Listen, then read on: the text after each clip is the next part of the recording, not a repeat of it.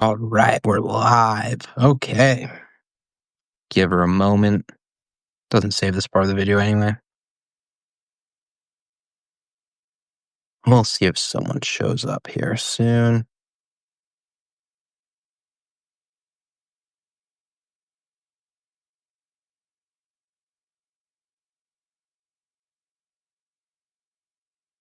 This front line is not doing me any favors. All right.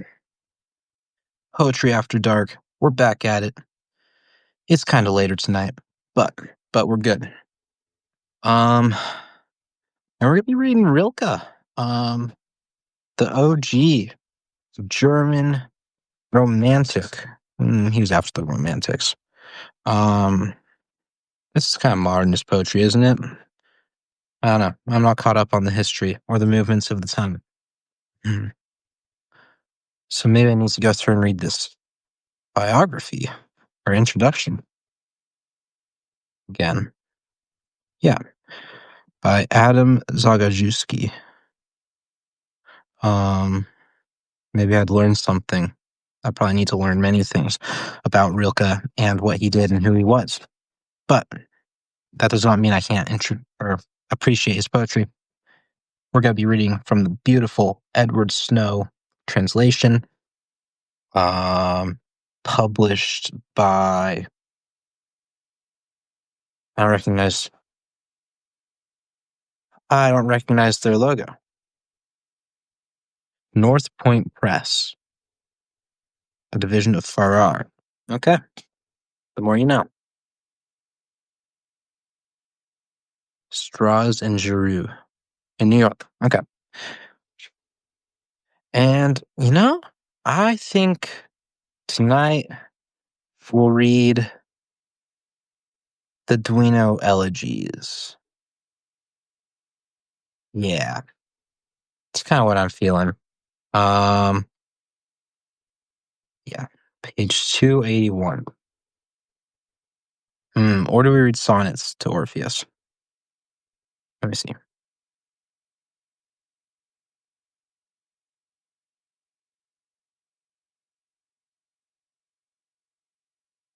Well, it looks like I'm actually going to be able to get to the elegies.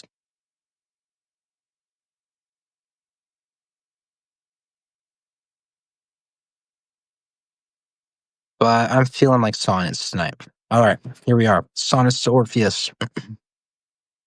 Part 1. We'll read 15 of these. And I'm only reading the English version.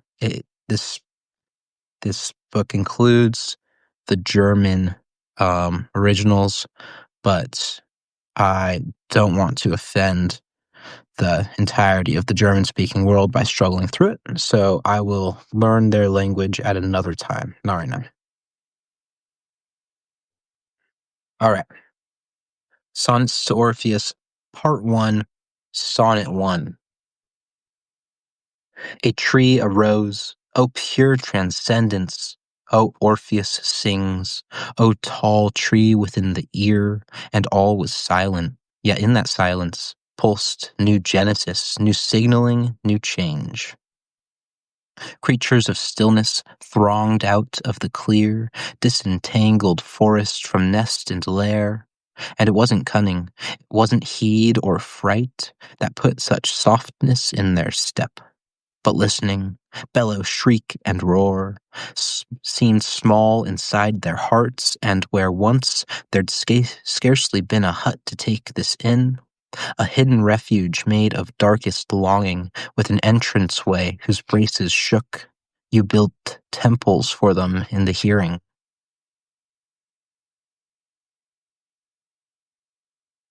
Sonnet 2. And almost a girl it was, and came forth from this glad unity of song and lyre, and shone brightly through her springtime veils, and made herself a bed within my ear, and slept in me, and all things were her sleep. The trees I had always marveled at, these palpable distances, the deep felt meadows, and an entire life's astonishments.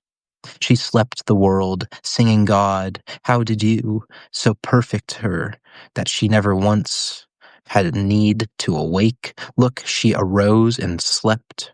Where is her death? Ah, will you introduce that theme before your song expires? I can feel her drifting off. To where? A girl almost. Christian joined. Christian Chesson. I'm sorry if I pronounced that incorrectly. Thanks for coming by. We're reading the Duino Elegies by Rilke. We're on the third one. Yeah. A god can do it, but how, will you tell me, could a man follow him through the narrow lyre? His mind divides. Where two heart roads cross, there can be no temple for Apollo. Singing, as you teach it, is not desire, not the courting of some end to be attained. Singing is being, easy for a god. But for us, when are we? And when does he cast all the earth and stars upon our lives? It's not youth when you're in love, even if then your voice forces open your mouth. Learn to forget these songs, they elapse. True singing is a different breath, a breath serving nothing, a gust in the god, a wind. Wow, that was a beautiful sonnet. I'd forgotten that one. But we're noting it. We're putting a sticky note.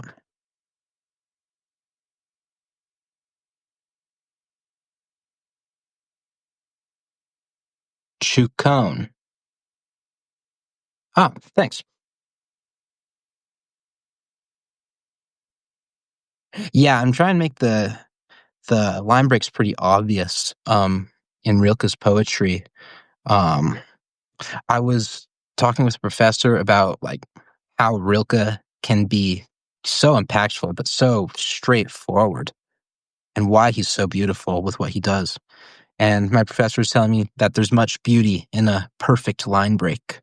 So I'm trying to respect that.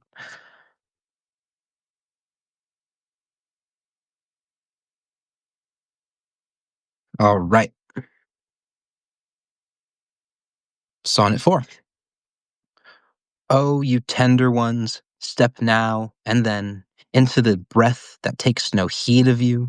It will part as it brushes your cheeks and then tremble behind you, united again. Oh, you who are blissful, you who are whole, you who seem the beginnings of hearts, bows for arrows and arrows' aim. Through tears, your smile will glow more eternal. Don't be afraid to suffer. Take your heaviness and give it back to the earth's own weight. The mountains are heavy, the oceans are heavy. Even the trees you planted as a child have long grown too heavy. You couldn't bear them. But the breezes and the spaces.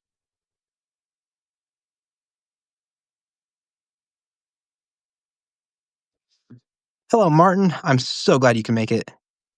Yeah, I have a few really good English professors here at my school. Yeah, trees planted as a child have grown too heavy, you couldn't bear them. Wow. Yeah, just the way things change around you throughout your life. Oh, and perhaps grow beyond you, I guess. Is that what he's pointing at? Hmm. Yeah, I'm sipping on red wine. It's not a very good bottle. I'm trying to get rid of it, so I have to drink it. Unfortunately, I went to the discount store the other day, and I found this 2020 Bordeaux, um, imported from France, and I thought I'd take a chance on it. It was like $5. So here we are, drinking moderately fine Bordeaux. That's the way to do it. I don't know, cheap wine. I'm in college, whatever. Who cares? All right. Sonnet 5. Erect no monument, allow the rose to unfurl each year on his behalf. For it's Orpheus, his metamorphosis, In this and that, we needn't bother with other names. Once and forever, it's Orpheus when there's a song. He comes and goes.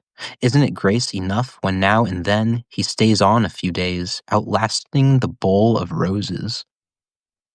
But he must disappear for you to grasp it, though he himself feared vanishing, even as his word transforms the here and now.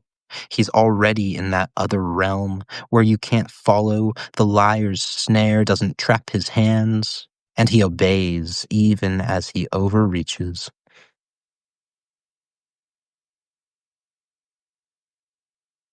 We've got Rasmus with us. Welcome, Rasmus. I've been really enjoying Rasmus's voiceovers recently on his poetry. He, was it today? He published a symphony of 3 parts. Oh, yeah, it's morning over in Europe, wouldn't it be? It's 10 PM here. Um, and yeah, that symphony was excellent. I need 7 AM. Oof, early riser. I'm the same way. I'm probably gonna be up about the same time trying to write, and I'm not gonna get anything done. But but I'm glad we have other poets here to step in and publish things and get the movement going. Because I'm barely pulling my weight right now. That's why I'm reading poetry, not writing it.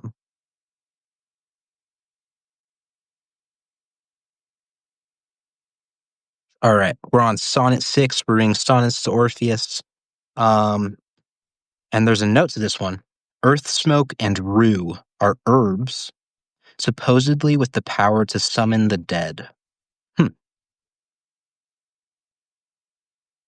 Is he native to this realm? No. His wide nature grew out of both worlds. They more adeptly bend the willow's branches, who have experience of the willow's roots. When you go to bed, don't leave bread or milk. On the table, it attracts the dead. But may he, this quiet conjurer, may he, beneath the mildness of the eyelid, mix their bright traces into every seen thing, and may the magic of earth smoke and rue be as real for him as the clearest connection. Nothing can mar for him the authentic image, whether he wanders through houses or graves. Let him praise signet ring, gold necklace, jar.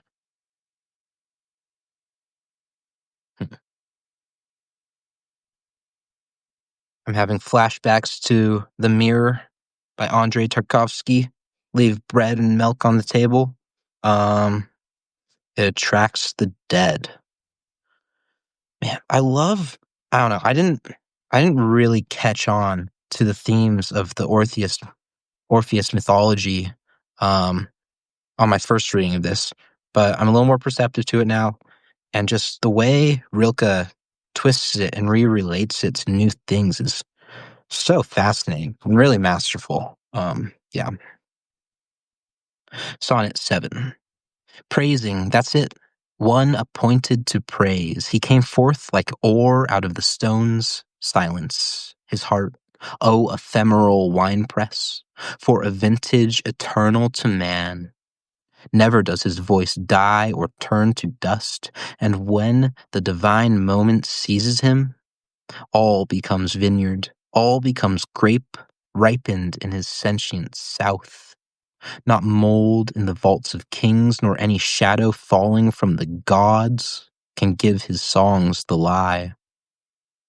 He is one of the messengers who stay, holding far into the doors of the dead, bowls heaped with fruit to be praised.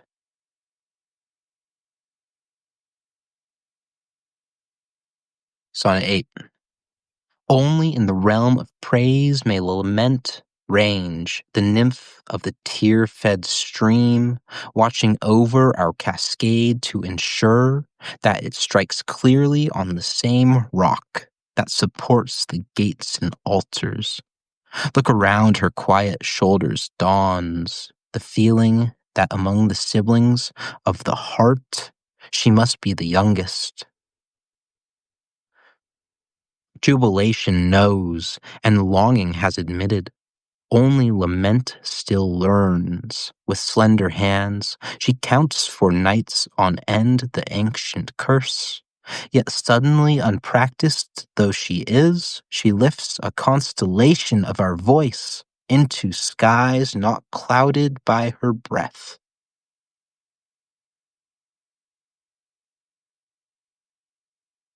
Yeah, Rilke is going off. She lifts a constellation of our voice into skies not clouded by her breath. Wow. The breath of lament is not clouding our skies, but she allows our voice to echo further. Hmm.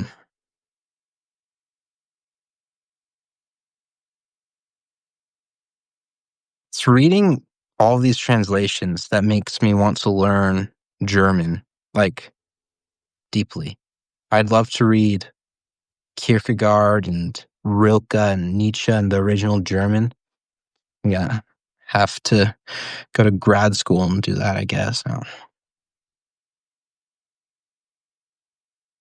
Because I'm really curious about the beauty of these initial, um, of the untranslated poems. Kierkegaard is written in Danish? Okay, I was curious about that as I said that, because I wasn't sure if Kierkegaard was just from Denmark, or if he actually wrote in it. But, yeah, that makes sense. Of course, he would write in Danish. Um, yeah, and there's probably German translations. Sorry to trigger the patriotism. Oh, wait, I have Fear and Trembling right here. Let's see what this was translated from. Translated, it doesn't say what from. It just says who by. It's tombstone. I would go to Copenhagen just to visit Kierkegaard's tombstone. I learned a lot from his philosophy, and yeah, big impact on my life over the last few months. And on my poetry, which may or may not be obvious. But yeah, love Kierkegaard. Big Kierkegaard fan. If you can be a fan of a philosopher, it's kind of reductive, I think. But here we are. To those of you just joining us, seems Cortez is back. Joseph Coleman. We're reading Sonnets to Orpheus. We're on Sonnet 9, Part 1. Only he who has also raised his lyre among shadows may find his way back to infinite praise. Only he who has eaten with the dead from their stores of poppy will never lose again the softest chord. And though the pool's reflection often blurs before us, know the image. Only in the double realm do the voices become eternal and mild.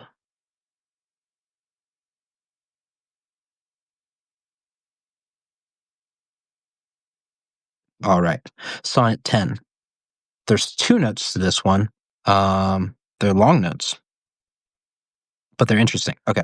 So the first note is antique sarcophagi. Sarcophagi. I think that's pronunciation. Ancient stone coffins are often used as troughs or basins in Italian towns and the surrounding countryside. See Rilke's Rome and Sarcophagi in New Poems from 1907. Um, you others so open. The second stanza refers to the graves in the famous old cemetery of the Aliscamps near Arles, which are also mentioned in the notebooks of Malta Laurede's Brig, Rilke's handwritten note.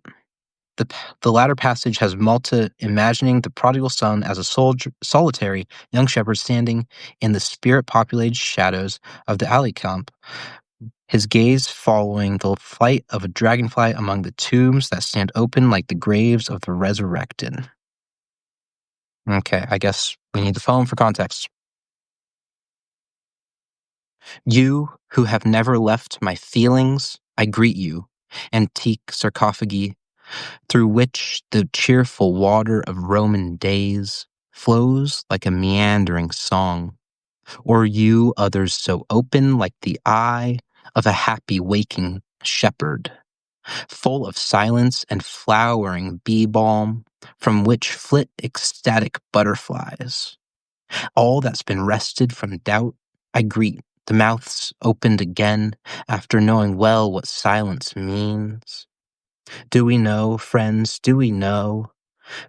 Both mold the hour of hesitation into the contours of the human face. Ooh, that third stanza. I greet, the mouths opened again after knowing well what silence means. I think that really speaks to um, Rilke's hiatus from writing poetry before coming out with, or before publishing the Duino Elegies and Sonnets to Orpheus. Took that, 10-year break wandering around, learning what silence means. Well, thank you all for joining. Those of you who have to leave, I'm so glad you're able to stop by. Have great days. I will catch up with your work in the morning when I can get back to reading.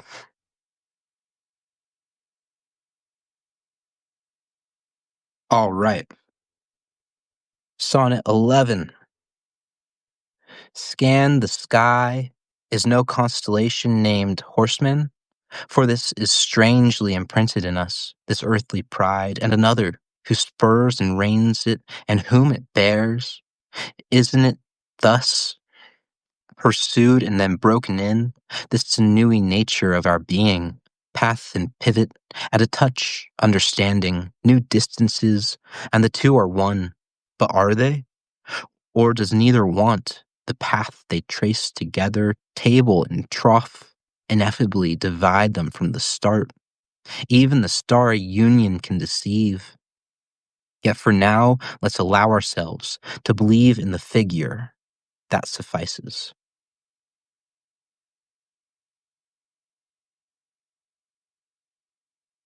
All right, Sonnet 12. Hail to the spirit that can connect us, for truly we live our lives in figures, and with tiny paces the clocks march along beside our own individual day. Without knowing our true place, we somehow act in genuine rapport. Antennae feel antennae, and the empty distance fills with pure tension, music of the powers. Does not our endless commerce deflect from you each interruption? However much the farmer frets and labors, he never reaches where the seed turns into summer. The earth bestows.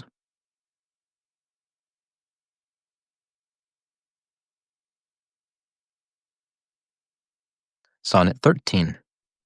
Ripe apple, blackberry, and banana, nectarine, these all speak.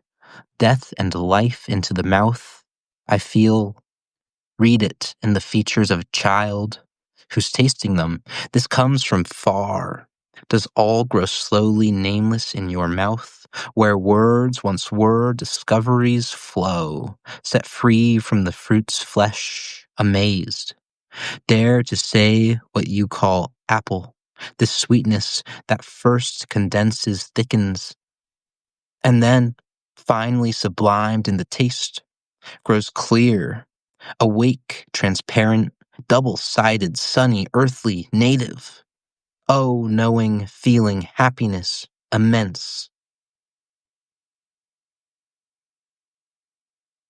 Sonnet 14. We puzzle over flower, vine leaf, fruit. They speak not just in the language of the year. A thing of sucre rises from the dark, and its hues may gleam with the jealousy of the dead, those who strengthen the earth. What do we know of their share in it? It has long been their practice to enrich the loam with their own free marrow. The question is, do they do it willingly? Does this fruit, a work of sullen slaves, push through clenched to us, to their masters? Or are they the masters, sleeping among the roots and granting us from their profusion this hybrid of mute strength and kisses?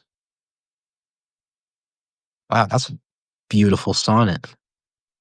What an amazing meditation on the nature of death and the dead. Wow. I'm going to return to that one. Where's my sticky notes? Sonnet 14, Sonnets to Orpheus.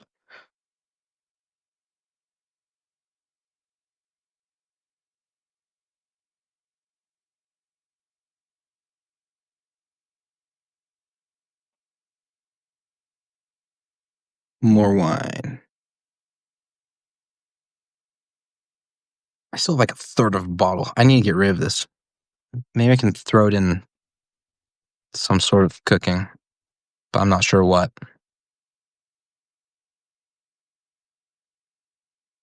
I'll figure out. Put it in a sauce. I'll put in some sort of cheese sauce. Have it with like gnocchi. Yeah.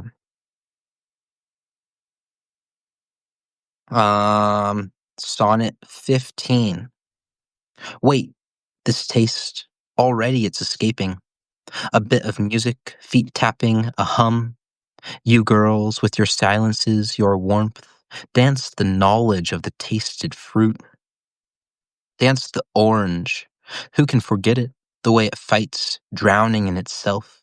Against its sweetness, you've possessed it. Its deliciousness has entered you.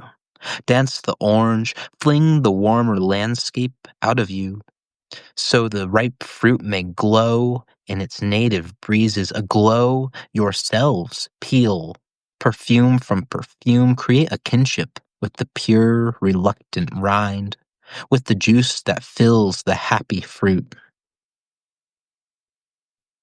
That first stanza, the last line, or wait, where are we? Dance the knowledge of the tasted fruit. So that refers, of course, to Eve and the fruit of knowledge. But I also wonder, since we're drawing so heavily on the Orpheus myth, if that can refer to Persephone and um, her eating the pomegranate. Um, so, bit of a dual meaning there because of his kind of ambiguosity. If we're gonna use that word. Um, so that's fun. But dance the orange. Why the orange?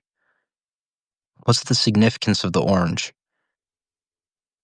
The rind, the peel? Hmm.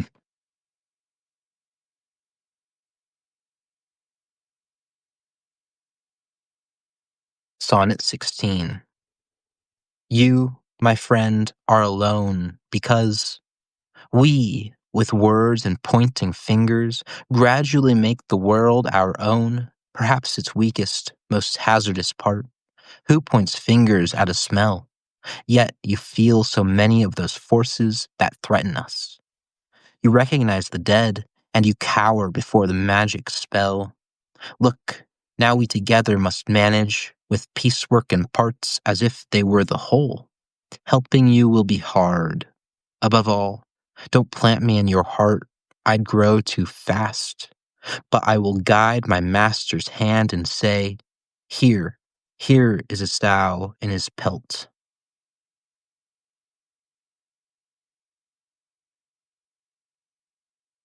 Hmm. It's another one I need to return to. There's a lot going on there, but I'm not sure I understand any of it.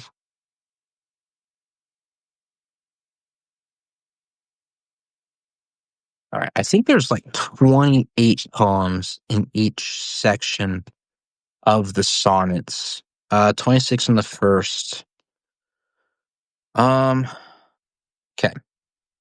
I don't have time to read all of these. I'm gonna read until sonnet 20. I'm gonna read to sonnet 20 and then I will log off. All right, sonnet 17.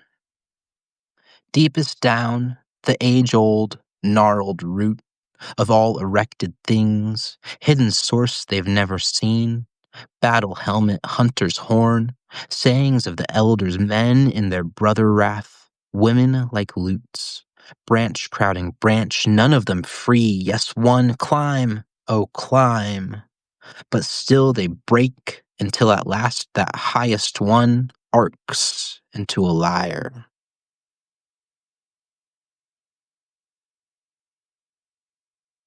Sonnet 18. Master, do you hear the new, rumbling and quaking harbingers arrive to proclaim its reign? Surely no hearing can be whole in this incessant clamor, yet every part of the machine wants its praise.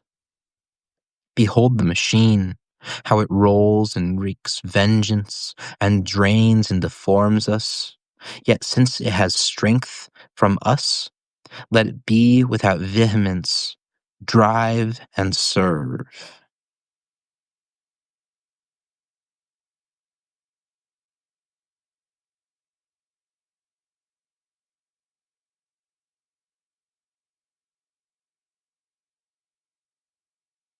Delicious. Okay. Sonnet 19.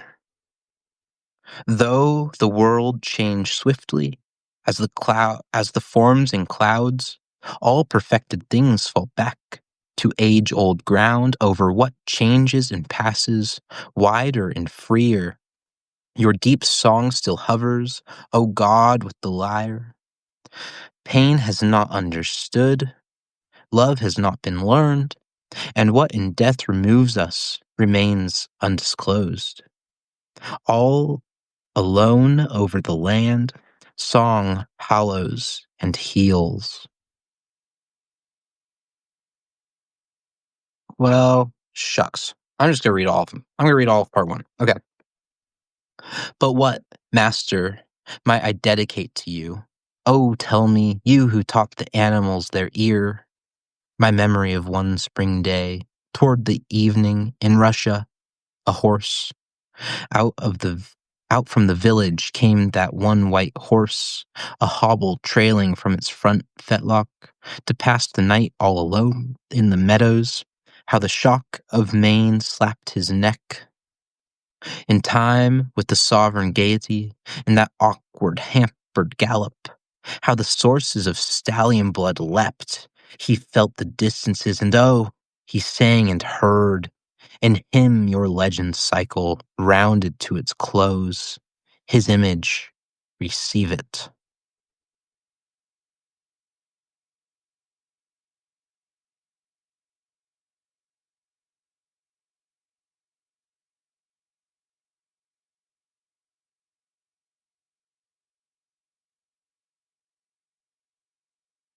All right, Sonnet 21.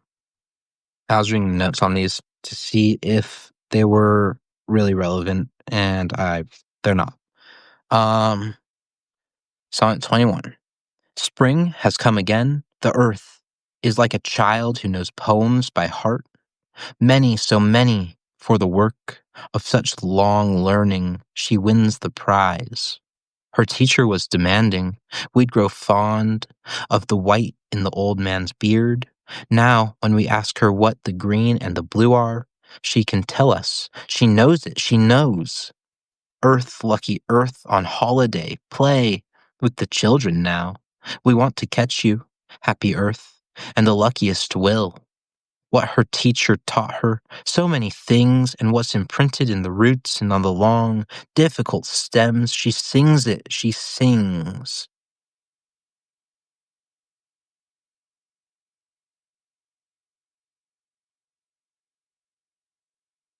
Interesting analog there between Orpheus himself as, the musician who was so connected to nature and animals, and the earth itself, um, as if there's something fundamental in Rilke's treatise here, connecting music, um, between all things, like as if music is fundamental to these material expressions, which I guess makes sense in the context of um, Eurydice fading from material reality and fading from, I don't know. I don't know. Sonnet 22. We drive and are driven, but time's stride, think of it lost in the ever remaining. All that's hurrying will quickly be past. Only what lingers grants us credence. Boys, don't fling your courage into the thrill of speed or attempts at flight. All that is at rest. Darkness and morning light, flower and book. Sonnet 23.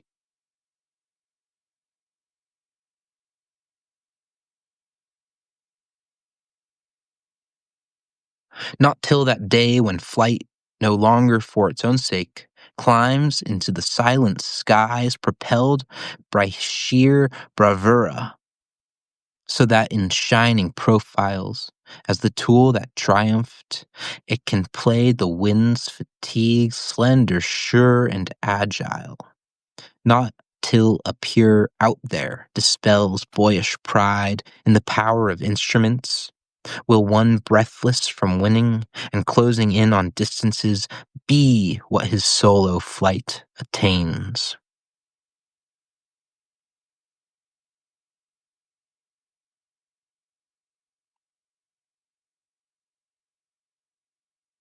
Sonnet, excuse me, Sonnet 24. Shall we renounce our age-old friendship? The great undemanding gods, because the hard steel we raised so fiercely doesn't know them? Or shall we suddenly search for them on a map?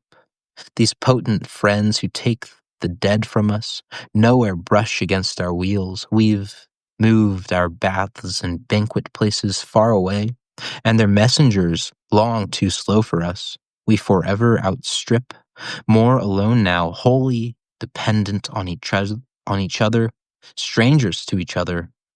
We no longer plot beautiful meandering roads, but remorseless thoroughfares.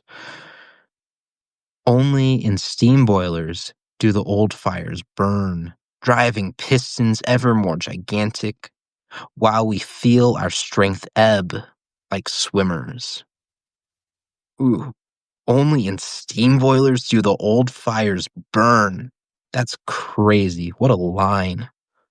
Uh, yeah, so much in this sonnet here. Wow. I think that one is shockingly modern and really, really insightful to the Industrial Revolution and whatever was going on in that time.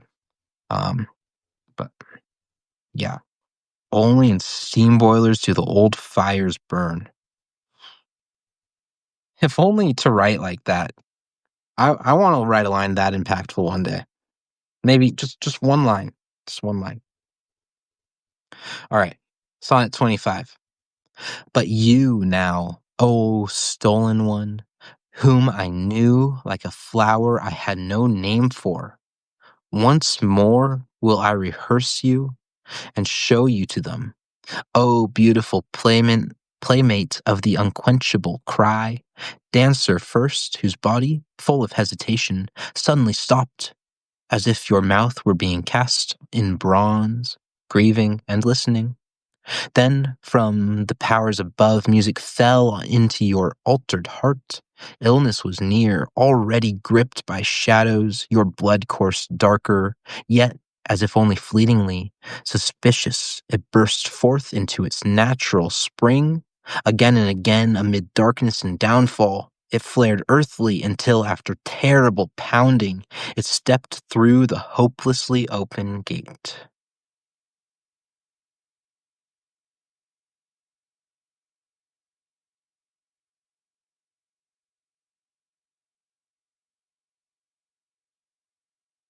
All right, Sonnet 26.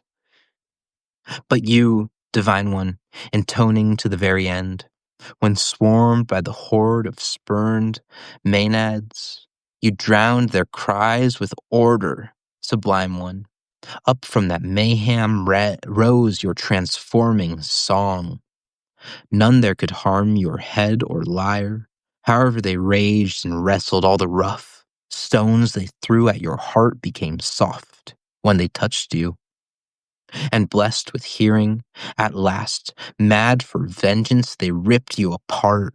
But your sound lingered on in lions and rocks, and in the trees and birds.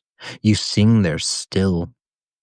Oh, you lost God, you never ending trace. Only because hatred tore and scattered you are we hearers now, and a mouth for nature. Wow, what a wonderful way to cap off that collection, that first part to the Sonnet to Orpheus. At the transition point between his despair and his suffering and his ultimate fading, um, I guess we'll have to go through the second part tomorrow night, and understand why we left off there and what happens from there. Um, so yeah, thank you for joining. Take care and good night, everyone. Thank you for joining so much.